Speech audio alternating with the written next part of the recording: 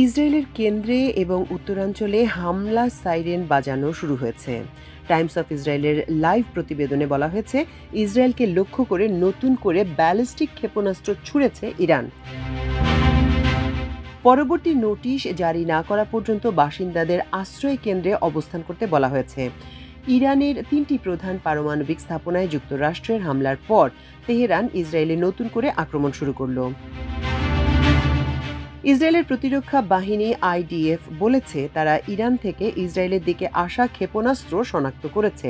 বার্তা সংস্থা রয়টার্স বলছে, জেরুজালেম ও তেল আবিবে বিস্ফোরণ হয়েছে। পুরো ইসরায়েল জুড়ে সতর্কতামূলক অ্যালার্ট চালু হয়েছে।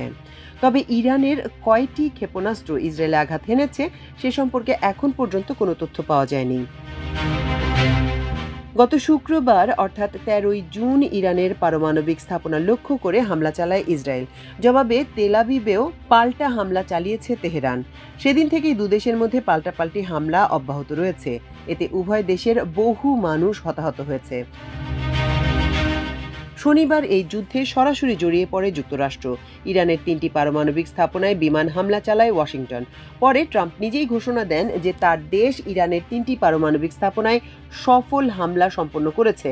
স্থাপনাগুলো হলো ফর্দো, নাতাঞ্জ ও ইস্পাহান।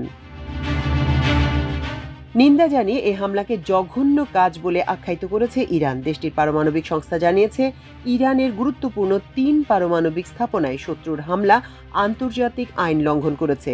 বিশেষ করে নিউক্লিয়ার নন প্রলিফারেশন চুক্তির সরাসরি লঙ্ঘন এটি।